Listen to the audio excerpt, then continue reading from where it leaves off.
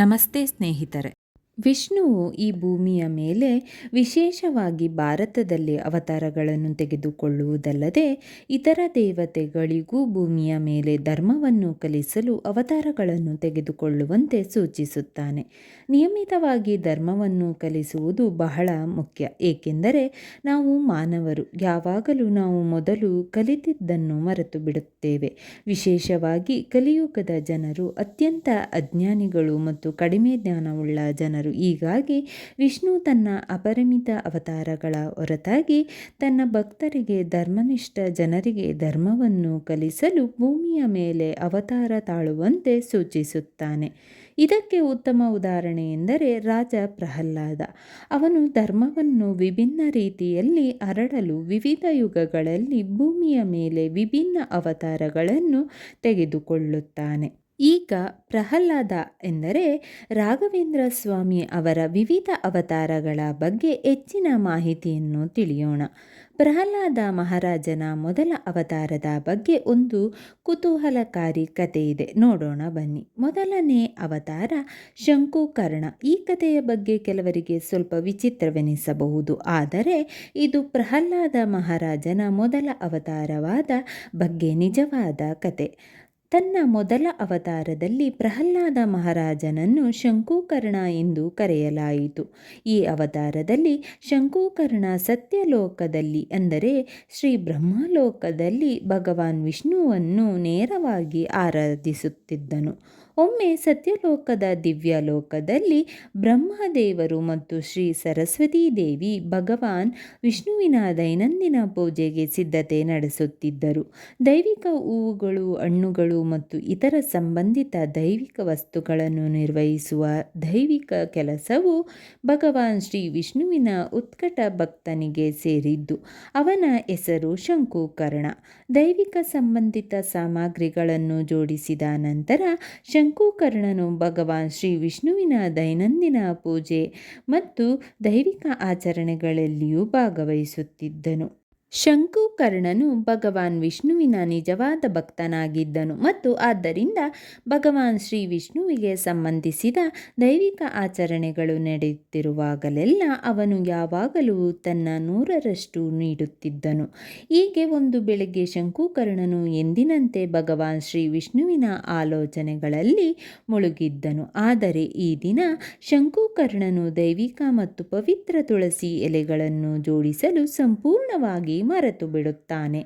ಇದು ವಿಷ್ಣುವಿನ ದೈನಂದಿನ ಮತ್ತು ಸಮಯೋಚಿತ ದೈವಿಕ ಆಚರಣೆಗಳನ್ನು ವಿಳಂಬಗೊಳಿಸುತ್ತದೆ. ಶಂಕುಕರ್ಣನ ಅಸಾಮಾನ್ಯ ಗೈರು ಹಾಜರಿಗೆ ಭಗವಾನ್ ಶ್ರೀ ಬ್ರಹ್ಮನ ಪ್ರತಿಕ್ರಿಯೆಯನ್ನು ನೋಡಿ ಭಗವಾನ್ ಶ್ರೀ ವಿಷ್ಣು ಭಗವಾನ್ ಶ್ರೀ ಬ್ರಹ್ಮದೇವರನ್ನು ನೋಡಿ ಮುಗುಳ್ನಗುತ್ತಾನೆ. ಹೀಗೆ ಭಗವಾನ್ ಶ್ರೀ ಬ್ರಹ್ಮದೇವರು ಶಂಕುಕರ್ಣನನ್ನು ತನ್ನ ಬಳಿಗೆ ಕರೆಯುತ್ತಾನೆ. ಇಲ್ಲಿ ಭಗವಾನ್ ಶ್ರೀ ಬ್ರಹ್ಮದೇವರು ಕೋಪಗೊಂಡಂತೆ ನಟಿಸುತ್ತಾರೆ ಮತ್ತು ಹೀಗಾಗಿ ಭಗವಾನ್ ಶ್ರೀ ಬ್ರಹ್ಮದೇವರು ಶಂಕುಕರ್ಣನನ್ನು ರಾಕ್ಷಸರ ವಂಶದಲ್ಲಿ ಜನಿಸುವಂತೆ ಆದೇಶಿಸುತ್ತಾರೆ.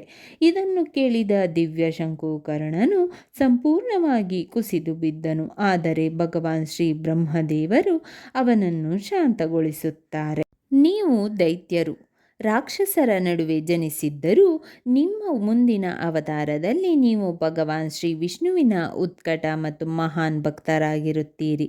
ವಿವಿಧ ಯುಗಗಳಲ್ಲಿ ಮನುಷ್ಯನಾಗಿ 3 ಜನ್ಮಗಳ ಕಾಲ ಭಗವಾನ್ ಶ್ರೀ ವಿಷ್ಣುವಿನ ಸೇವೆ ಮಾಡಿದ ನಂತರ ನೀವು ನಿಜವಾದ ಮೋಕ್ಷವನ್ನು ಸಾಧಿಸುವಿರಿ. ಇದು ಭಗವಾನ್ ಶ್ರೀ ವಿಷ್ಣುವಿನ ಹಿತಾಸಕ್ತಿಯಾಗಿದೆ. ಭಗವಾನ್ ಶ್ರೀ ವಿಷ್ಣುವಿನ ನಿಜವಾದ ಮತ್ತು ಉತ್ಕಟ ಭಕ್ತನಾದ ಭಗವಾನ್ ಶ್ರೀ ಬ್ರಹ್ಮದೇವರ ಆದೇಶದ ಮೇರೆಗೆ ಶಂಕುಕರ್ಣನು ನಮಸ್ಕರಿಸಿ ಭೂಲೋಕಕ್ಕೆ ಹೊರಡುತ್ತಾನೆ. ಶಂಕುಕರ್ಣನ ಆಜ್ಞೆಯ ಕ್ರಿಯೆಯನ್ನು ಭಗವಾನ್ ಶ್ರೀ ಬ್ರಹ್ಮದೇವರು ಶಾಪದ ರೂಪದಲ್ಲಿ ಮಾಡಿದರು. ಆದರೆ ಇದು ಶಾಪವಲ್ಲ, ಬದಲಾಗಿ ಇದು ನಿಜಕ್ಕೂ ಭಗವಾನ್ ಶ್ರೀ ಬ್ರಹ್ಮದೇವರು ನೀಡಿದ ದೈವಿಕ ಆಜ್ಞೆ ಎಂಬುದನ್ನು ನಾವು ಗಮನಿಸಬೇಕು. ಇದು ಸತ್ಯಯುಗದಲ್ಲಿ ಅಂದರೆ ಕೃತಯುಗ ನಡೆಯುತ್ತದೆ. ಶಂಕುಕರ್ಣನಿಗೆ ಮನುಷ್ಯನಾಗಿ ಹುಟ್ಟಲು ಶಾಪ ನೀಡಲಾಯಿತು ಮತ್ತು ಅವನು ಭೂಮಿಯ ಮೇಲೆ ಪ್ರಹ್ಲಾದನಾಗಿ ಜನಿಸಿದನು. ಎರಡನೇ ಅವತಾರ ಪ್ರಹ್ಲಾದ ಮಹಾರಾಜ. ಹೀಗೆ ಪ್ರಹ್ಲಾದನು ದೈತ್ಯ ರಾಕ್ಷಸ ಹಿರಣ್ಯಕಶಿಪು ಮತ್ತು ಕಯದು ಮಗನಾಗಿ ಜನಿಸಿದನು. ಭಗವಾನ್ ಶ್ರೀ ವಿಷ್ಣುವಿನಲ್ಲಿ ಭಕ್ತ ಪ್ರಹ್ಲಾದನ ಭಕ್ತಿ ಹೇಗಿತ್ತು ಎಂಬುದು ನಮ್ಮಲ್ಲಿ ಅನೇಕರಿಗೆ ತಿಳಿದಿದೆ.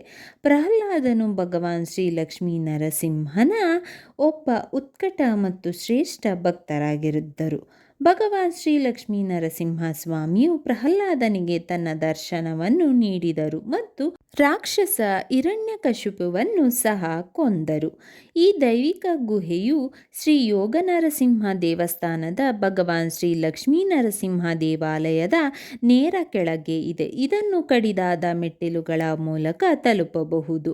ಭಕ್ತರು ಮತ್ತು ಯಾತ್ರಿಕರಿಗೆ ದೈವಿಕ ಗುಹೆಗೆ ಹೋಗುವ ದಾರಿಯನ್ನು ಹೇಳುವ ಒಂದು ಫಲಕವನ್ನು ಗುರುತಿಸಲಾಗಿದೆ. ಪ್ರಹ್ಲಾದ ಕಥೆ ಬಹಳ ಪ್ರಸಿದ್ಧವಾಗಿದ್ದರೂ ಅವನಲ್ಲಿ ಶ್ರೀ ವಾಯುದೇವರ ಅಂಶ ಇತ್ತು ಎಂದು ಹೆಚ್ಚಿನ ಜನರಿಗೆ ತಿಳಿದಿಲ್ಲ. ಮಹಾನ್ ಶ್ರೀ ಮಧ್ವಾಚಾರ್ಯರು ಸ್ವತಃ ಮಹಾಭಾರತ ತಾತ್ಪರ್ಯ ನಿರ್ಣಯದಲ್ಲಿ ಇದನ್ನು ಸೂಚಿಸುತ್ತಾರೆ. ಅಲ್ಲಿ ಅವರು ಹೇಳುತ್ತಾರೆ, ಮೂರನೇ ಅವತಾರ ಬಾಲಿಕ ರಾಜ.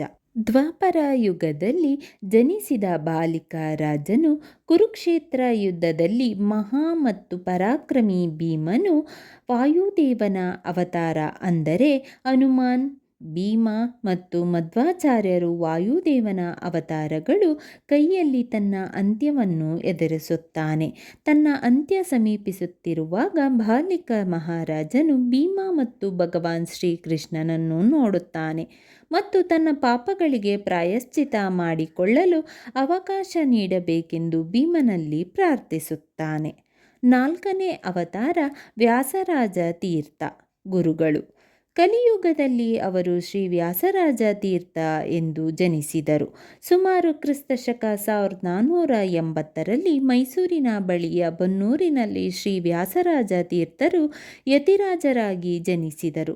ಈ ಅವತಾರದಲ್ಲಿಯೂ ಸಹ ಶ್ರೀ ವ್ಯಾಸರಾಜ ತೀರ್ಥರು ಭಗವಾನ್ ಶ್ರೀಕೃಷ್ಣನ ಮಹಾನ್ ಮತ್ತು ಉತ್ಕಟ ಭಕ್ತರಾಗಿದ್ದರು ಮತ್ತು ಅವರು ಅಂಕಿತನಾಮ ಶ್ರೀಕೃಷ್ಣ ಎಂಬ ಹೆಸರಿನಲ್ಲಿ ಹಲವಾರು ಕೃತಿಗಳನ್ನು ರಚಿಸಿದರು. ಶ್ರೀ ವ್ಯಾಸರಾಜ ತೀರ್ಥರು ವಶಪಡಿಸಿಕೊಂಡ ಸೋಸಲೆ ವ್ಯಾಸರಾಜ ಮಠ ಎಂದು ಕರೆಯಲಾಯಿತು ಮತ್ತು ಶ್ರೀ ವ್ಯಾಸರಾಜ ತೀರ್ಥರು ಪೂಜಿಸಿದ ಮುಖ್ಯ ದೇವತೆಯನ್ನು ನಾಟ್ಯ ಗೋಪಾಲಕೃಷ್ಣ ಎಂದು ಕರೆಯಲಾಗುತ್ತದೆ. ಇಂದಿಗೂ ಅವರ ಕೃಷ್ಣ ನೀ ಬೇಗನೆ ಬಾರೋ ಎಂಬ ದೈವಿಕ ಸಂಯೋಜನೆಯು ಪ್ರಪಂಚಾದ್ಯಂತ ಹೆಚ್ಚು ಜನಪ್ರಿಯವಾಗಿದೆ. ಭಗವಾನ್ ಶ್ರೀಕೃಷ್ಣನು ಶ್ರೀ ವ್ಯಾಸರಾಜ ತೀರ್ಥರ ಕನಸಿನಲ್ಲಿ ಆಗಾಗ್ಗೆ ಕಾಣಿಸಿಕೊಳ್ಳುತ್ತಿದ್ದರು. ಒಂದು ಸಂದರ್ಭದಲ್ಲಿ ಭಗವಾನ್ ಶ್ರೀಕೃಷ್ಣನು ಅವನ ಕನಸಿನಲ್ಲಿ ಕಾಣಿಸಿಕೊಂಡು ಅವನನ್ನು ಮೃದುವಾಗಿ ಗದರಿಸಿದನು. ಭಗವಾನ್ ಶ್ರೀಕೃಷ್ಣನು, ನನಗೆ ಮನೆ, ಹೆಂಡತಿಯರು ಮತ್ತು ಮಕ್ಕಳಿದ್ದಾರೆ.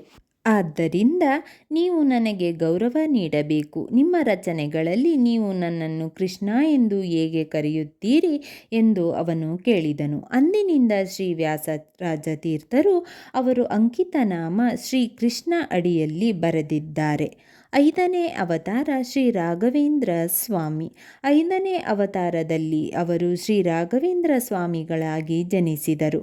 ಶ್ರೀ ರಾಘವೇಂದ್ರ ಸ್ವಾಮಿಗಳು ಭಗವಾನ್ ಶ್ರೀ ರಾಮನನ್ನು ಪೂಜಿಸಿದರು. ಶ್ರೀ ರಾಘವೇಂದ್ರ ಸ್ವಾಮಿಗಳಿಗಾಗಿ ಅವರು ತಮ್ಮ ಹಿಂದಿನ ಅವತಾರದಲ್ಲಿ ಅಂದರೆ ಶ್ರೀ ವ್ಯಾಸರಾಜ ತೀರ್ಥರಾಗಿ 732ಕ್ಕೆ ಬದಲಾಗಿ 2 ಹನುಮಂತನ ವಿಗ್ರಹಗಳನ್ನು ಪ್ರತಿಷ್ಠಾಪಿಸಿದ್ದಾರೆ ಎಂದು ನಾವು ಕಂಡುಕೊಳ್ಳುತ್ತೇವೆ.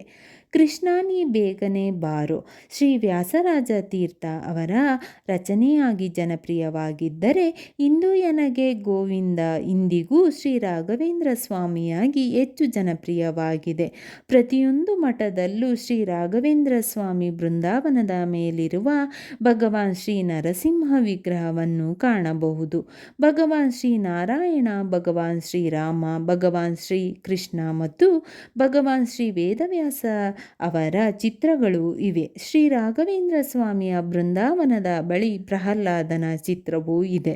ಹನುಮಂತನ ವಿಗ್ರಹವು ಯಾವಾಗಲೂ ಶ್ರೀ ರಾಘವೇಂದ್ರ ಸ್ವಾಮಿಗಳ ಬೃಂದಾವನದ ಬಳಿಯೇ ಇರುತ್ತದೆ. ಶ್ರೀ ವ್ಯಾಸರಾಜ ತೀರ್ಥರು ಮತ್ತು ಶ್ರೀ ರಾಘವೇಂದ್ರ ಸ್ವಾಮಿಗಳ ಅವತಾರಗಳು ಕಲಿಯುಗದಲ್ಲಿಯೇ ನಡೆದವು. ರಾಯರು ಎಂದೇ ಜನಪ್ರಿಯರಾಗಿರುವ ಶ್ರೀ ರಾಘವೇಂದ್ರ ಸ್ವಾಮಿಗಳು ತಮ್ಮ ಬೃಂದಾವನವನ್ನು ನಿರ್ಮಿಸಲು ಬಯಸಿದ ಸ್ಥಳವು ಪ್ರಹ್ಲಾದನಾಗಿ ಯಜ್ಞವನ್ನು ಮಾಡಿದ ಸ್ಥಳವಾಗಿದೆ ಎಂದು ಸ್ವತಃ ಸೂಚಿಸಿದ್ದಾರೆ. ಶ್ರೀ ರಾಘವೇಂದ್ರ ಸ್ವಾಮಿಗಳ ದೈವಿಕ ಮಠವು ಇಂದಿನ ಆಂಧ್ರಪ್ರದೇಶ ರಾಜ್ಯದ ಕರ್ನೂಲ್ ಜಿಲ್ಲೆಯಲ್ಲಿ ಮಂತ್ರಾಲಯ ಎಂಬ ಸ್ಥಳದ ಬಳಿ ಕಂಡುಬರುತ್ತದೆ.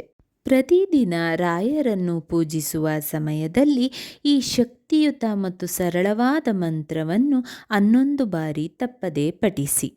ಓಂ ಶ್ರೀ ಗುರು ರಾಘವೇಂದ್ರಾಯ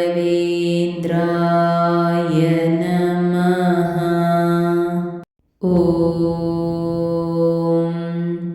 ಶ್ರೀ ಗುರು ರಾಘವೇಂದ್ರಾಯ ನಮಃ. ಓಂ ಶ್ರೀ ಗುರು ರಾಘವೇಂದ್ರಾಯ ನಮಃ. ಓಂ ಶ್ರೀ ಗುರು ರಾಘವೇಂದ್ರಾಯ ನಮಃ. ಓಂ ಶ್ರೀ ಗುರು ರಾಘವೇಂದ್ರಾಯ ನಮಃ. ಓಂ ಶ್ರೀ ಗುರು ರಾಘವೇಂದ್ರಾಯ ನಮಃ. ಓಂ ಶ್ರೀ ಗುರು ರಾಘವೇಂದ್ರಾಯ ನಮಃ. ಓಂ ಶ್ರೀ ಗುರು ರಾಘವೇಂದ್ರಾಯ ನಮಃ. ಓಂ ಶ್ರೀ ಗುರು ರಾಘವೇಂದ್ರಾಯ ನಮಃ. ಓಂ ಶ್ರೀ ಗುರು ರಾಘವೇಂದ್ರಾಯ ನಮಃ. ಓಂ ಶ್ರೀ ಗುರು ರಾಘವೇಂದ್ರಾಯ ನಮಃ. ಸ್ನೇಹಿತರೆ, ಈ ವಿಡಿಯೋ ಇಷ್ಟವಾದಲ್ಲಿ ಲೈಕ್, ಶೇರ್ ಆ್ಯಂಡ್ ಕಾಮೆಂಟ್ ಮಾಡಿ. ಮುಂದಿನ ವಿಡಿಯೋಸ್ಗಳಿಗಾಗಿ ಚಾನಲ್ ಅನ್ನು ಸಬ್ಸ್ಕ್ರೈಬ್ ಮಾಡಿ. ಧನ್ಯವಾದಗಳು.